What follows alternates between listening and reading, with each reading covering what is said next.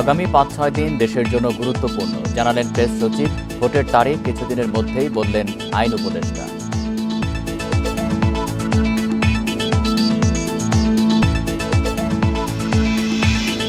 বিপজ্জনক অবস্থা পার করছে দেশ, ব্রিফিংয়ে সেনা সদর। নির্বাচনের প্রস্তুতি নিয়েও এখনও নির্দেশনা আসেনি।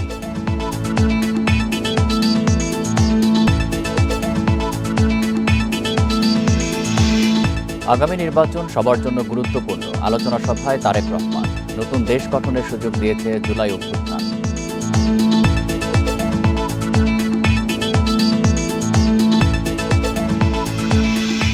উচ্চকক্ষ ও নিম্নকক্ষের সদস্যদের গোপন ভোটে রাষ্ট্রপতি নির্বাচন জানালেন সালাউদ্দিন আহমেদ। কমিশনের প্রস্তাবে একমত দলগুলো।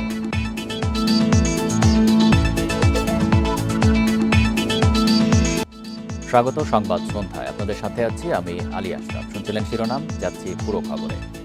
আগামী ৫-৬ দিন দেশের রাজনৈতিক বন্দোবস্তের জন্য গুরুত্বপূর্ণ বলে উল্লেখ করেছেন প্রধান উপদেষ্টা প্রেস সচিব। তিনি বলেন, প্রধান উপদেষ্টার ঘোষিত সময় থেকে একদিনও পেছাবে না নির্বাচন। আইন উপদেষ্টা জানান, কিছুদিনের মধ্যেই ভোটের তারিখ ঘোষণা করা হবে। বৃহস্পতিবার সচিবালয়ে আলাদা সংবাদ সম্মেলনে তারা এসব কথা বলেন। অন্তর্বর্তী সরকারের দায়িত্ব নেওয়ার বছর পূর্ণ হবে আগামী ৮ আগস্ট। এ নিয়ে চলছে নানা তোড়জোড়। বৃহস্পতিবার সচিবালয়ে সাংবাদিকদের সংগঠন বিএসআরএফ সংলাপে যোগ দেন প্রধান উপদেষ্টার প্রেস সচিব। বলেন, আগামী ৫-৬ দিন দেশের রাজনীতির জন্য গুরুত্বপূর্ণ। প্রধান উপদেষ্টার ঘোষিত নির্বাচনের সময় পেছাবে না বলেও জানান তিনি। ৫-৬টা দিনে আমরা বুঝবো যে আমরা সামনে কোথায় যাচ্ছি। বাট একটা বিষয় আপনি নিশ্চিত থাকেন, ইলেকশন দেরি হবে না। ইলেকশন প্রফেসর ইউনূস যেই সময় বলেছেন তার থেকে একটা দিন দেরি হবে না। আর নিজ মন্ত্রণালয়ের কাজের অগ্রগতি তুলে ধরেন আইন উপদেষ্টা। জানান, কিছুদিনের মধ্যে নির্বাচনের তারিখ ঘোষণা করা হবে। বলেন, জনগণের ভোটাধিকার নিশ্চিতে কাজ করছে সরকার। নির্বাচনের সময় তো জাস্ট ওয়েট করেন, কিছুদিনের মধ্যে ঘোষণা শুনবেন। মিথ্যা বা হয়রানিমূলক মামলায় নাম অন্তর্ভুক্ত করা মব সন্ত্রাস দুর্ভাগ্যজনক বলে মন্তব্য করে এসব রোধে কাজ চলছে বলেও জানান আইন উপদেষ্টা। হয়রানিমূলক মিথ্যা মামলা একটা, আর একটা হচ্ছে মব জাস্টিস বা মব সন্ত্রাস আমি বলবো। এই দুইটা আমাদেরকে খুবই পীড়িত করে। আমাদের মতো চেষ্টা করি।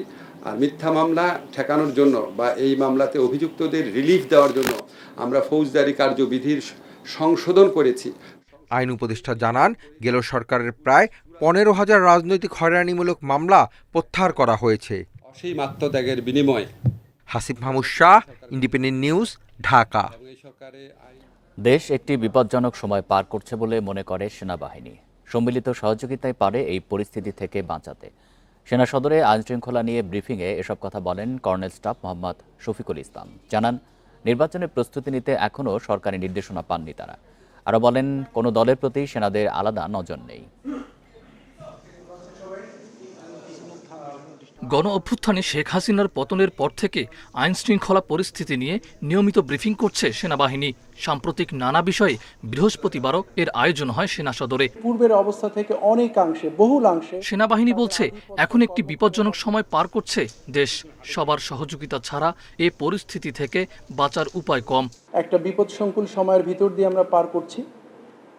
এই অবস্থা থেকে উত্তরণের জন্য সবার সহযোগিতা দরকার। আমরা চেষ্টা করছি, আমাদের অবস্থা থেকে সবাই চেষ্টা করছে, আপনারাও সর্বাগ্যে চেষ্টা করছেন। আপনাদের সহযোগিতা সামনের দিনগুলোতে যেন অব্যাহত থাকে, আমরা যেন সম্মিলিতভাবে কাজ করে এই অবস্থা থেকে উত্তরণ ঘটাতে পারি। নির্বাচন নিয়েও কথা বলেন কর্মকর্তারা। জানান, প্রস্তুতির জন্য সেনাবাহিনীকে এখনও নির্দেশনা দেয়নি সরকার। কোনো নির্দেশনা এখনও ইলেকশন কমিশন বা সরকারের কাছ থেকে পায়নি। তো এ বিষয়ে আমি এখন কোনো মন্তব্য করব না। তবে এটুকু বলবো যে আমাদের একটা প্রিপারেশন আছে। আমরা যখন সরকারিভাবে নির্দেশনা পাবো তখনই আমরা পরিকল্পনা করব যে আমরা কতটুকু ফোর্স আমরা এই ইলেকশনের সময় মাঠে নামাতে পারব। সেনা কর্মকর্তাদের দাবি, প্রাণহানি ঠেকাতেই গোপালগঞ্জে কাজ করেছে বাহিনী, কোনো একক দলের পক্ষ নেয়নি। দেশের বিরাজমান পরিস্থিতিতে বাংলাদেশ সেনাবাহিনী। মাহফুজুর রহমান মিলন, ইন্ডিপেন্ডেন্ট নিউজ, ঢাকা। আগামী নির্বাচন সবার জন্য অত্যন্ত গুরুত্বপূর্ণ। এতে বিজয় হলে বিএনপি মানবিক বাংলাদেশ গড়ে তুলবে বলে জানিয়েছেন বিএনপির ভারপ্রাপ্ত চেয়ারম্যান তারেক রহমান। বৃহস্পতিবার রাজধানীতে মহিলা দলের এক অনুষ্ঠানে তিনি আরও বলেন, জুলাই গণঅভ্যুত্থান নতুন দেশ গঠনের সুযোগ দিয়েছে। এই সুযোগ নষ্ট হতে দেয়া যাবে না। নারী অধিকার ও অগ্রগতি নিয়ে দেশে বিএনপি সবচেয়ে বেশি কাজ করছে বলেও জানান তারেক রহমান।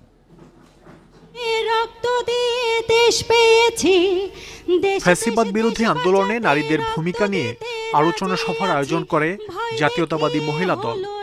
অনুষ্ঠানে যোগ দেন আন্দোলন সংগ্রামে থাকা রাজনৈতিক দল এবং বিভিন্ন সংগঠনের প্রতিনিধিরা। ও বাছারাম ভয় দেখিয়ে হলো না রে কাম। শুরুতে জুলাই গণঅভ্যুত্থানের শহীদ ও আহতদের উপর প্রামাণ্য চিত্র দেখানো হয়। এ সময় বিগত আন্দোলন সংগ্রামের নানা স্মৃতি তুলে ধরেন বক্তারা। যে রক্তক্ষরণ, তাদের সন্তানকে ফিরে পাওয়ার যে আকুতি। প্রধান অতিথির বক্তব্যে বিএনপির ভারপ্রাপ্ত চেয়ারম্যান তারেক রহমান বলেন, জুলাই গণঅভ্যুত্থান নতুন এক দেশ গঠনের সুযোগ তৈরি করে দিয়েছে। এ সুযোগ নষ্ট হতে দেয়া যাবে না। আগামী জাতীয় নির্বাচন দেশের প্রতিটি নাগরিকের জন্য অত্যন্ত গুরুত্বপূর্ণ। দেশে যাতে আর কোনোভাবেই আর কোনোদিন ফ্যাসিবাদ, উগ্রবাদ, চরমপন্থা মাথা চাড়া দিয়ে উঠতে না পারে, এই ব্যাপারে বিশেষ করে নারী সমাজকে অত্যন্ত সতর্ক এবং সজাগ থাকতে হবে। নিরাপদ বাংলাদেশ প্রতিষ্ঠার মাধ্যমে শহীদদের আত্মত্যাগের প্রতি সম্মান জানানোর জন্য আমরা ঐক্যবদ্ধ থাকি। নারী অধিকার রক্ষায় বিএনপির বিভিন্ন উদ্যোগের চিত্র তুলে ধরেন তারেক রহমান। বলেন, জনগণের ভোটে বিএনপি ক্ষমতায় এলে নারীরা তাদের অধিকার পুরোপুরি ফিরে পাবে। নারীরা কিন্তু এখনো অনেক পিছিয়ে আছে বাংলাদেশের প্রেক্ষাপটে। শুধু বাংলাদেশ নয়, কোনো রাষ্ট্রই এগিয়ে যেতে পারে না, এবং সে কারণেই নারী শক্তিকে প্রাধান্য দিয়ে দেশের অর্ধেক সংখ্যক নারীদের নিরাপত্তা নিশ্চিত, তাদের আশা আকাঙ্ক্ষাকে ধারণ করে বিএনপি আগামী দিনের সকল কর্মপরিকল্পনাগুলোকে সাজিয়েছে বা গ্রহণ করছে। জুলাই বিপ্লব সহ ফ্যাসিবাদ বিরোধী আন্দোলনে সাহসী ভূমিকার জন্য নারীদের প্রতি কৃতজ্ঞতা প্রকাশ করেন বিএনপির ভারপ্রাপ্ত চেয়ারম্যান। তাদের প্রতি আমাদের ঋণ পরিশোধের পালা। মাহমুদ শরীফ, ইন্ডিপেন্ডেন্ট নিউজ, ঢাকা। উচ্চকক্ষ ও নিম্নকক্ষের সদস্যরা গোপন ব্যালটে রাষ্ট্রপতি নির্বাচন করবেন, এই প্রস্তাবে একমত রাজনৈতিক দলগুলো। এছাড়া সাংবিধানিক পদে নিয়োগে নোট অফ ডিসেন্স সহ একমত বলে জানান বিএনপির স্থায়ী কমিটির সদস্য সালাউদ্দিন আহমেদ। এর আগে ফরেন সার্ভিস একাডেমিতে সংলাপের সূচনা বক্তব্যে কমিশনের সহসভাপতি অধ্যাপক আলী রিয়াজ বলেন, আজই আলোচনা শেষ হবে, তারপরেই জুলাই সনদের চূড়ান্ত খসড়া তৈরি হবে। সনদের পটভূমি খসড়া দেওয়া হয়েছে, সেগুলোর ওপর দলগুলোর সংশোধন নিয়ে কাজ করছে কমিশন। আলোচনার মধ্য দিয়ে চূড়ান্ত খসড়া তৈরি করে রাজনৈতিক দলগুলোর কাছে পাঠানো হবে। সেখানে দলগুলো স্বাক্ষর করবে। বাস্তবায়নের প্রক্রিয়া নিয়ে আলোচনা করে দলগুলো। রাষ্ট্রপতি নির্বাচন, ক্ষমতা ও দায়িত্ব, তত্ত্বাবধায়ক সংস্কার সহ 7টি বিষয়ে আজ আলোচনা হয়। আজকে আমরা প্রতিশ্রুতিবদ্ধ যে আজকে এই বিষয়গুলো নিষ্পত্তি করেই আমরা এই পর্বের সমাপ্তি টানব। আমরা আশা করি আজকে সন্ধ্যা রাত যখনই হোক আমরা নিঃসন্দেহে এই জায়গায় পৌঁছতে পারবো। আমি মনে করি যে খুব বেশি সময় লাগবে না। সরকারি কর্ম কমিশন, দুর্নীতি দমন কমিশন, মহাহিসাব নিরীক্ষক ও নিয়ন্ত্রক এবং ন্যায়পাল নিয়োগের বিধান সম্পর্কিত, ইনফ্যাক্ট এটা নিয়োগ সম্পর্কিত, এটা বিধান করার জন্য যে প্রস্তাব আগে থেকেই আলোচনায় ছিল, এখানে আমাদের বক্তব্য আমরা নোট অফ ডিসেন্ট সহ একমত হয়েছি। জুলাই সনদ ঘোষণা ও বাস্তবায়নের দাবিতে রাজধানী শাহবাগ মোড় অবরোধ করেছেন জুলাই আহতরা। সঙ্গে অংশ নিয়েছেন অভ্যুত্থানের শহীদ পরিবারের সদস্যরা। তাদের অবরোধের কারণে বন্ধ হয়ে যায় যান চলাচল, সৃষ্টি হয় তীব্র যানজট। এতে যাত্রীদের পাশাপাশি ভোগান্তিতে পড়েন বিভিন্ন হাসপাতালে আসা রোগীরা।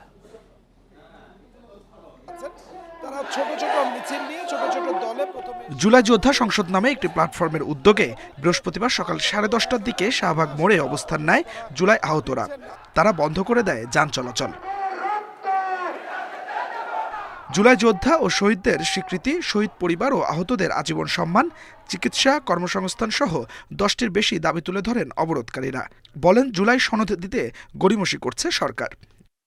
লিজুর ভিত্তিক ওনারা একটা রাজনৈতিক প্রেক্ষাপটের জন্য হচ্ছে যে এরকম একটা খসড়া তৈরি করেছে, তবে এটার সঙ্গে আমরা একমত না।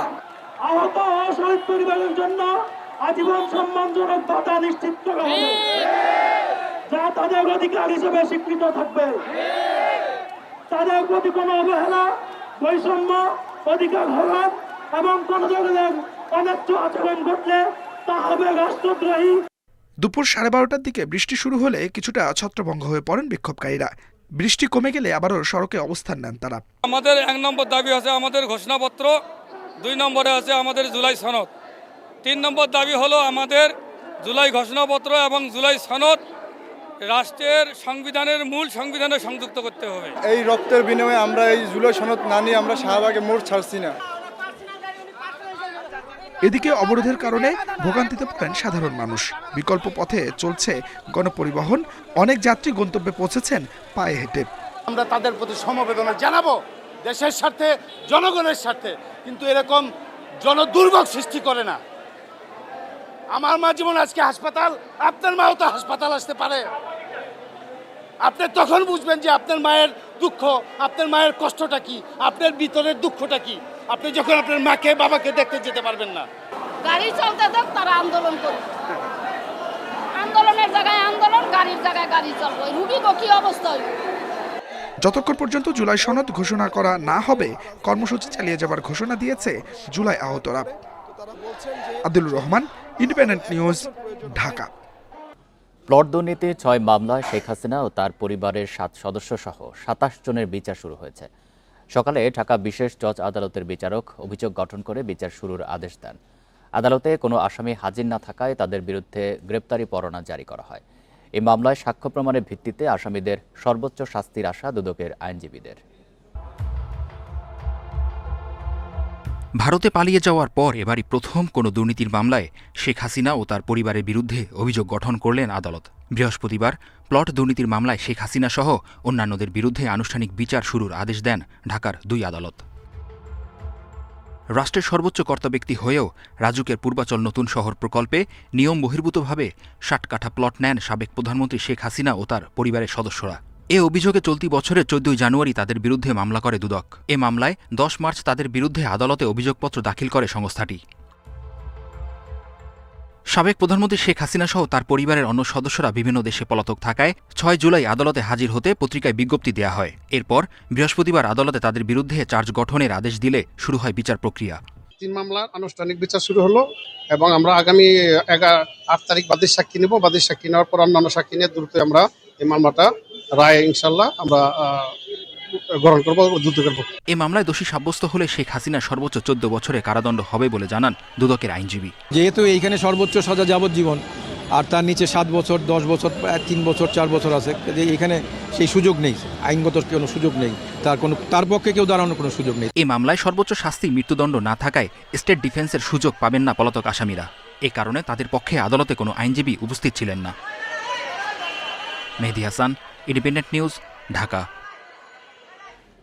যেসব বিষয়ে ঐকমত্য হয়নি সেগুলো বাদ দিয়ে মৌলিক বিষয় সংস্কার করে ফেব্রুয়ারিতে নির্বাচন দেওয়ার দাবি জানিয়েছে বিএনপি। জাতীয় প্রেস ক্লাবে জুলাই আগস্ট শহীদদের স্মরণে আলোচনা সভায় দলটির মহাসচিব মির্জা ফখরুল ইসলাম আলমগীর এই দাবি জানান। বলেন, ক্ষমতা নয়, জনগণকে ভোটের অধিকার ফিরিয়ে দিতেই বিএনপি দ্রুত নির্বাচন চায়। জুলাই আগস্টের গণ অভ্যুত্থানের ঘটনা প্রবাহ এখনও দগদগে শহীদ আহতদের স্বজনদের বুকে। 1 বছর পেরিয়ে গেলেও শহীদদের তালিকা না হওয়ায় ক্ষোভ জানান তারা। বর্ষপূর্তি উপলক্ষে জাতীয় প্রেস ক্লাবে আয়োজিত আলোচনা সভায় উঠে আসে এমন মনোভাব। আলোচনায় বক্তারা বলেন, জুলাইয়ের গণজাগরণ হয়েছিল মানুষের ভোটাধিকার ও মর্যাদার প্রশ্নে। তাই জনগণের অধিকার ফেরাতে সুষ্ঠু নির্বাচনের বিকল্প নেই। যে সময়টা, এই সময়টা হচ্ছে পারস্পরিক একটা বোঝাপড়া করার সময়। একটু বুঝে নিয়ে, পরস্পরকে বুঝে আমরা যদি খুব দ্রুত এগিয়ে যাওয়ার চেষ্টা করি, তাহলে ফলটা লাভ করবে জনগণ, তার একটা প্রতিনিধিত্ব থাকবে, তার একটা সরকার তৈরি হবে। বিএনপি মহাসচিব বলেন, বিএনপি ক্ষমতায় যেতে নির্বাচন চায় না, জনগণের কাছে তাদের ক্ষমতা ফিরিয়ে দিতেই নির্বাচন প্রয়োজন। 3 মাসের মধ্যে নির্বাচন দাবি করেছিলাম। আমার খুব সমালোচনা হয়েছিল, আপনারাও করেছিলেন যে বিএনপি এত অস্থির হয়ে গেছে কেন, মির্জা আলমগীর ফখরুল এত অস্থির হয়ে গেছেন ক্ষমতায় যাওয়ার জন্য। তখন কথাটা ছিল যে ক্ষমতায় যাওয়ার জন্য। আসলে এখন আপনারাই বলছেন যে ব্যাপারটা ক্ষমতায় যাওয়ার জন্য নয়, ব্যাপারটা হচ্ছে যার শক্তি, যার ক্ষমতা, যার মালিকানা, তার হাতে ক্ষমতা ফিরিয়ে দিতে হবে। সঠিক সময়ে নির্বাচন দিয়ে সম্মানের সাথে বিদায় নেয়া এই সরকারের লক্ষ্য হওয়া উচিত বলেও মন্তব্য করেন বক্তারা। Mahmuda Moumita, independent news, Dhaka. নির্বাচিত প্রতিনিধি না থাকায় দেশ পিছিয়ে যাচ্ছে বলে মন্তব্য করেছেন বিএনপি স্থায়ী কমিটির সদস্য আমির খসরু মাহমুদ চৌধুরী। দুপুরে রংপুর চেম্বার ভবনের হলরুমে ব্যবসায়ী নেতাদের সঙ্গে মত বিনিময় সভায় তিনি এই মন্তব্য করেন। বিএনপির এই নেতা বলেন, অনির্বাচিত সরকারের কারণে বিনিয়োগে আগ্রহ হারাচ্ছে ব্যবসায়ীরা। ব্যবসায়ী বান্ধব ও জনকল্যাণমুখী রাষ্ট্র গড়তে দ্রুত নির্বাচনের প্রয়োজন বলে মনে করেন তিনি। আমির খসরু বলেন, আগামীতে কোনো বিশেষ গোষ্ঠী অর্থনৈতিক কার্যক্রম কুক্ষিগত করে পরিচালনা করতে পারবে না। অর্থনীতি ও রাজনীতি একসাথে চলতে হবে। বলেন, প্রতিটি নাগরিককে অর্থনীতিতে সমান অংশগ্রহণের সুযোগ দেবে বিএনপি। উত্তরাঞ্চলে প্রযুক্তি খাত তৈরি করে লাখো তরুণের কর্মসংস্থানের সম্ভাবনার কথা জানান আমির খসরু।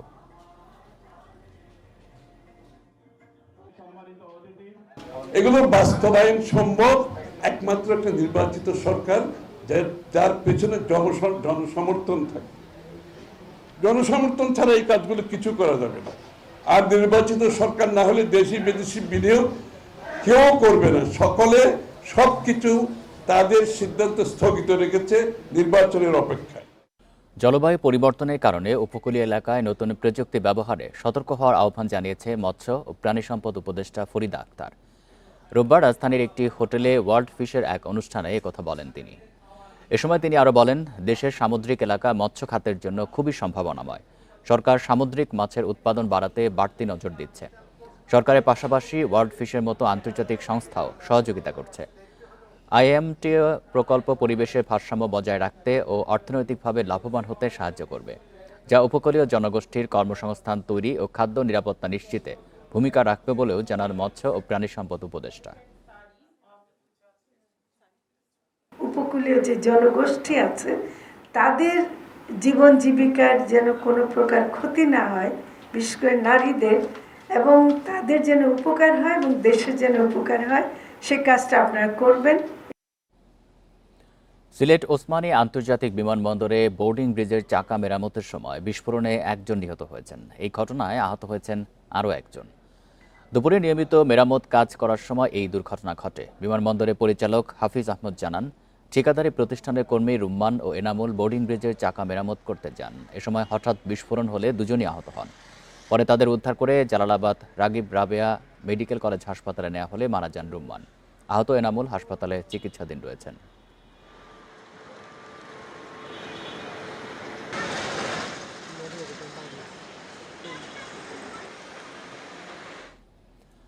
পঞ্চগড়ে 2 সীমান্ত দিয়ে নারীসহ 17 জনকে পুশিন করেছে বিএসএফ।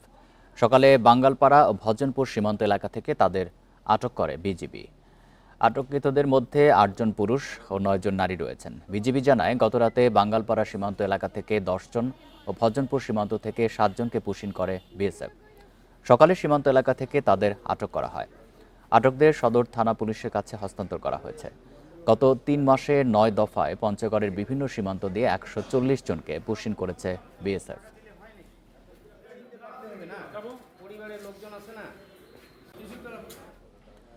ট্রাক থেকে চাঁদা নেওয়ার অভিযোগে বেনাপোল স্থলবন্দরে 65 আনসার সদস্যকে প্রত্যাহার করা হয়েছে। বন্দরে আমদানি রপ্তানি পণ্যের নিরাপত্তা ও পণ্যবাহী ট্রাকের গেট পাস পরীক্ষা নিরীক্ষায় 163 আনসার ও বেসরকারি নিরাপত্তা সংস্থা পিমার 129 জন সদস্য দায়িত্বে রয়েছেন। বন্দরে বিভিন্ন গেটে পণ্যবাহী ট্রাক যাতায়াতে কাগজপত্র যাচাই বাছাইও করেন তারা। এ সময় প্রতি ট্রাকে 20 থেকে 30 টাকা পর্যন্ত চাঁদা আদায় করা হয়। বিষয়টি নিয়ে বিভিন্ন গণমাধ্যমে সংবাদের পর 2 দফায় 65 আনসার সদস্যকে বদলি করা হয়। ব্যাটালিয়নের সব সদস্যকে প্রত্যাহার করা হবে বলে জানান বন্দরের উপপরিচালক মামুন কবির তরফদার। নীতি সুদহার 10% অপরিবর্তিত রেখে মুদ্রানীতি ঘোষণা করেছে বাংলাদেশ ব্যাংক। বেসরকারি খাতে ঋণ প্রবৃদ্ধি আগামী ডিসেম্বরের মধ্যে 7.2 এবং জুনে 8% অর্জনের লক্ষ্য নির্ধারণ করা হয়েছে। বৃহস্পতিবার বাংলাদেশ ব্যাংকের সভাকক্ষে চলতি অর্থ বছরে প্রথম মুদ্রানীতি ঘোষণা করেন governor doctor Ahsan H Mansur. Governor জানান, মূল্যস্ফীতি ধীরে ধীরে কমছে, তবে এখনও কাঙ্ক্ষিত মাত্রায় আসেনি। মূল্যস্ফীতি কমে গত জুনে 8.48% নেমেছে। মূল্যস্ফীতি 7%-এর নিচে নামলেই নীতি সুদহার কমানো হবে বলেও জানান তিনি। বলেন, ডলারের দাম বাজার ভিত্তিক করা হলেও অস্থির হয়নি। দেশের বিনিয়োগ পরিস্থিতি নিয়েও কথা বলেন গভর্নর। জানান, বিনিয়োগ বাড়ানোর দায়িত্ব সরকারের, বাংলাদেশ ব্যাংকের নয়। বাজারে তারল্য বাড়বে, তবে টাকা ছাপানো হবে না বলেও জানান তিনি। চালের দাম বৃদ্ধি প্রসঙ্গে গভর্নর বলেন, কৃষক চাল ধরে রেখেছে, প্রয়োজনে চাল আমদানি করা হবে। এই ছিল এখনকার সংবাদে। ইন্ডিপেন্ডেন্ট টেলিভিশনের সব খবরের আরো বিস্তারিত জানতে চোখ এবং ফেসবুক, ইউটিউব এবং এক্সে। ধন্যবাদ সবাই।